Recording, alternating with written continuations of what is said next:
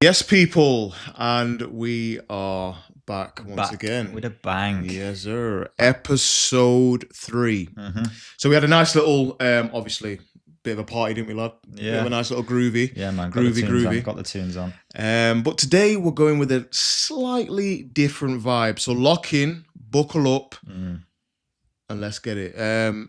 So, as you can see, people, Bedford has got a cast on his wrist. Yep.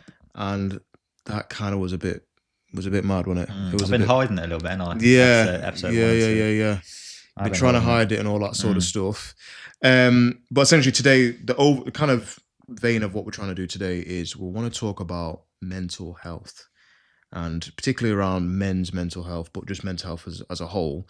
But I just felt like your story, Bedford, would be really good to, again, help to get to know us a little bit more. So take it away, Bedford. What have you got for us? Yeah, so I have been doing very well at trying my absolute best to hide this burden that I've called it for the last 6 or 7 months. So it happened back in August. I had a very, very, very bad injury, helping a friend out. Essentially, I was crushed by some mirrors in a lorry. I think it was about 1.6 ton worth of mirrors actually fell on me and trapped me against the lorry wall. That's 1.6 ton, people. Not like 5 kg or whatever. 1.6 ton. And so the actual breakdown of it was we're moving some mirrors from a lorry into a space, and we couldn't get it off the lorry because of the sheer weight of them and the amount of them. So we decided to take them off one by one. So we removed the side of the box that they're in to try and get them off one by one. Yeah. And as a few of my friends were going to get a pallet to put them onto, I was stood waiting, and then I don't know if it's how the lorry was parked or just because the weight of them, and then they now lost the sidewall. They just fell, essentially. Fell, hit me, trapped me against the lorry wall, and me and another lad. And yeah, like I said, I think I had broke bones before. Like I broke my leg, my wrist a few times and stuff. But being in a situation where it is literally going to be a life or death situation really gave me new insight to how quickly life can be taken away from me. I think that's my first thought. Because one, I've never been so scared in my life. Like I was screaming my head off, just not even in pain, because again I couldn't feel the pain, but just purely out the fact of how the hell am I getting out of this?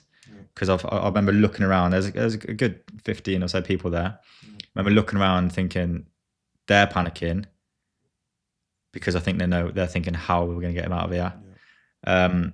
So to really kind of bring this on home in that sense is that actually you were trapped in this lorry, in this truck, and there wasn't really much space to maneuver. Of course, it's 1.6 ton worth of mirrors on top of you.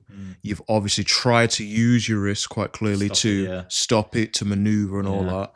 And all the emotions going on at that time. Like, what was all that about as well? Like, talk to us about that. Yes, I think emotions, from my point of view, it was this outright fear. Like I said, it's just being a point where I'm not in control. I said, when you've got that much weight, there's little you can do. You're just going to be taken over by the sheer mass of it in front of you. You then rely on other people because I remember looking around, some people froze. Some people were really frantically panicking and trying to do a lot. You could see other people that were trying to work out the best way to approach it. Other people just jumped in and just didn't think about things. They were just thinking, right, I need to get him out. I'm going to do absolutely everything. And there was I've told a few people this, but there was not many people. But there was a time when I was in there where everything disappeared, and it went really, really, really quiet. And there's this one voice in my head that said, "You've got one move left, and you're either gonna get out of it and you'll be fine, or you won't." And that's like a near-death experience. Yeah, and then I remember that happening. I remember screaming and pushing, and then I remember being on the floor, like a good 10, 15 feet away. But what actually happened and how I managed to get out was because one of my closer friends, one of the people that were there at the time, decided to not think or overthink and just act upon his first like thought process of I've got to get him out. And I don't actually remember him being there because I had that moment of just disappearing essentially. But he essentially came on, shoved his legs under the mirrors to give me a bit of room. I've pushed as well, broke my other wrists. I actually broke both wrists. This one got them obviously the most damage. Remember screaming and pushing, like one last push. And like I said, then I just remember being on the mat where obviously I remember like falling out and stuff. Obviously, I was lucky enough to see the CCTV back because I had so many like unanswered questions about how did I get there, or how did it even happen, or how long was I there for? Because in my head, I just it felt like a lifetime. Like it felt like absolute ages when it was over in less than 30 seconds. Like from the impact of it falling on me to the people panicking to my friend running around, sprinting on and jumping on. To me, seeing my legs dangle at the back of the lorry, to me stumbling across to the mat where I fell onto and then fainted. Being able to see that with my own eyes. One was quite weird to watch it back because again, to see that amount of pain that I was in, to see how it affected other people around me was quite hard as well. And then but then it also got a big weight off my shoulders as well because I've got my answers to that's how that happened or that's how this happened. And obviously there's loads of people that would have thought, I wonder if we could do anything differently. Like I was due to go to work, but I stayed an extra half an hour to help them because there's one more thing to get off the lorry. I was like, I'll stay half an hour because one more person will help sort of thing. Whereas if I didn't do that, I would have drove to my job and I wouldn't have a crushed left hand, the injuries that I had elsewhere and stuff. But yeah, it's crazy. Like I said, it's been a long time. Obviously, you've been quite close with me, seeing me like weekly and stuff, little catch ups where I've had operations to reconstruct my hand. I've had casts on, back slabs, from limping, from being in real pain. All the outside things that I think from the outside looking in, people to see, he's just got a broken wrist, and it's not that deep. Whereas from people who've been with me every step of the way, like my family and friends and stuff, seeing that having to have operations that obviously had to take bone from my hip to reconstruct my wrist, to losing sensation in my hand for some extent, to losing sensation in my upper leg, to all these different things that give you that big worry about how long is this going to be on for? Am I going to be able to do this again? Obviously, I'm into my fitness. One of the things the surgeon said is you probably won't be able to press up again properly just because of having your hands like palm down and stuff. That won't be comfortable again in the future. Obviously, not knowing how well it'll be post, because obviously having this on now for so long, it's just been like a norm thing now. Whereas when it comes off, what is my life going to look like? Am I going to be able to do the normal things that I do in the gym, or am I going to be able to just be throw a ball or catch a ball? It's always different things that it's still unknown. And yeah, like I said, it has been a tough back end of the year, I'd say. So I think for sure, like obviously number one, shout out to the friend that definitely helped you maneuver. Massive shout out to you. Secondly, we thank God that Bedford is still alive, obviously. That's absolutely amazing. And kind of tying in with today's topic, as I said, mental health, men's mental health, just mental health in general. How would you say this has impacted your mental health? You've obviously touched a little bit on, obviously, one way you keep mentally stable is the gym. Obviously, that got taken out because you had this injury. So how were you mentally? How did you cope? How did you get through? I think initially when it happened, I can't remember if I stayed at my parents' house for a couple of days first, just because, again, I was in that much pain. Getting up and down the stairs, moving was very difficult. But then I quite quickly went back to my own place where, obviously, I was living on my own and stuff. That was quite hard because, obviously, you kind of have a lot of time then to sit and think about all the things you can't do now. Like I remember trying to open some tablets, and because obviously both my wrists were broke, I didn't even have the strength to open tablets. I remember having a sharp knife to try and cut it out and stuff. And there's loads of little different things like that. Showering has been a ball ache. Having to stick my hand out of the shower because I can't get it wet and stuff. Too tall for a bath, so I can't get in a bath and stick my leg out, stick my arm out, because that'd be easier. But I'm too tall for a bath, so showers has always been the way forward. And I think because when you've got to sit there for 24 hours a day and have all that time to think, like I can't sit and play an Xbox because my hands are broken. People have got to live their lives, so they're not always free. People obviously will make themselves as free as possible, but you spend so much time on your own, in your own head, in your own headspace, that that you do have your tough days where it's like, and I was thinking like, yeah, this is long. And I kind of like ripped myself off a little bit. I was like, yeah, it's all over. Like, I knew how bad my hand was. I knew how bad it felt, sorry. And I knew when I was having my regular checkups, like weekly, and the CT scan and stuff, even the doctors were really like surprised or shocked or unsure of things. And there's so many like, unanswered questions, and like it was, like I said, it's really, really, really tough, to be fair, to have that like mental stability. Yeah, mental stability. And I think if I didn't have my close friends or family to go and speak to or take my mind off things, and I quite quickly went back to gym, which I probably shouldn't have as soon. But even if just to get into a gym and just follow my mate around the gym and just do little things was massive, because it took my mind off things. And then in doing that, it allowed me to like, I think I'd say speed up my like recovery, not even like my physical recovery. I mean like my mental recovery, in terms of just trying to get back to that somewhat normal lifestyle, that a little bit of freedom. Obviously, at the time, I was getting lifts off friends, so I was relying on them to take me to places and stuff. But yeah, like I said, it was a very, very, very strange few months, and has been still as well. It's mad because obviously we know the stigma around men and mental health and just mental health in general. But when looking at this stat, which is from the American Psychological Association, it says that men are 40% less likely than women to seek mental health support. So this reluctance can lead to higher rates of suicide and untreated conditions. So, you know, one thing that is important to us here on this podcast is to definitely change the narrative around this kind of toxic masculinity where you can't speak up, or it's shameful. It's fearful to speak up. And we're encouraging, you know, not just men, of course, but us all to really find that, you know, safe place, whether it be therapy or counseling or our support network, as you said, family, friends, to really speak out when you are going through those kind of hard times. But then it kind of leads into this next topic as well, like thinking about, why do men hide their feelings? What do you think, Bedford? Like, why would you say? Because I think how the world looks at men is, I think not as much recently, but I think in say from, I'd say the very late 90s to 2010ish sort of time, where in my lotto anyway, men had to control, oversee, and be the leader in any situation, whether it's in a workspace, whether it's in a family home, and they have that almost that what's the word? The title to be the provider.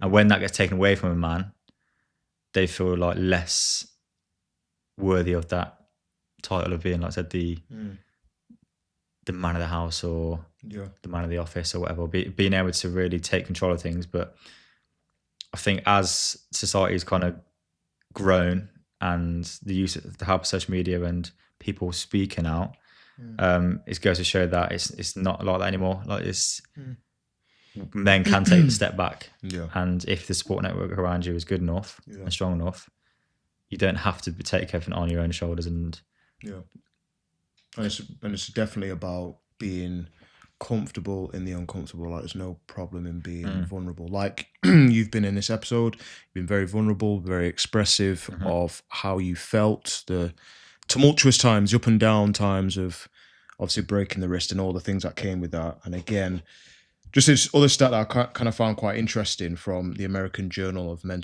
Men's Health, saying that men are less likely to express their emotions, with 47% of men reporting that they feel uncomfortable showing their vulnerability.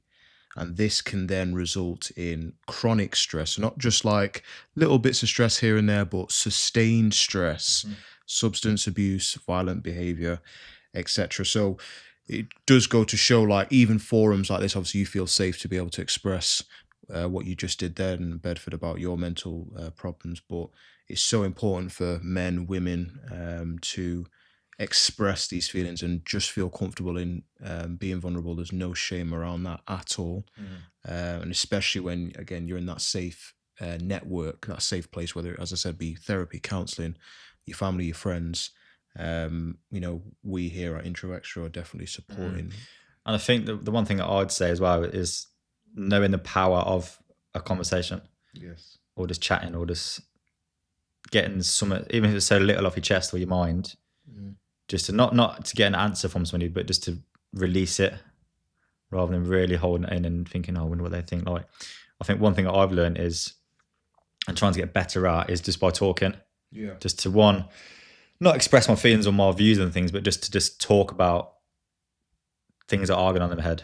Yeah. And just to get it out into the open, because one day you'll have that conversation with the right person and it will solve everything. Sometimes it won't. Sometimes it just good to get off your chest and just to talk and stuff as well. So the power of just having a conversation and being able to just voice something is really important. So I think I'd always advise people to find that support network and don't feel that you need to hide or hold back. Yeah. So I think people are less and less worried about what people think now. I think our age group started getting better at just thinking, oh, if they think that's fine. Whereas I think roll back 5 years, I would have really panicked and think, oh, but I can't do this now and I can't do that, or I'm going to look at this a certain way. Whereas now I think we're really growing into a new society where it doesn't really matter what I look like or what I can and can't do at this current time, or my view on something as well. Yeah. And, just a kind of a last stat on just kind of why therapy is so important. Again, from research from the National Institute of Mental Health shows that while 1 in 5 men experience a mental health disorder each year, only 1 in 3 seek help. So therapy can be a life-changing tool for men dealing with depression, anxiety, or trauma. And what that stat shows, it says only 1 in 3 seek help. Now imagine if it was like 2 in 3 or 3 in 3 or 3 in 5 or whatever. Like, ultimately, imagine if there was an increase in men seeking that therapy, what a shift we could see in our society. And even in, like, just think about, not even necessarily think about what effect it has in society, but just the effect it has in your relationships with your family, your friends.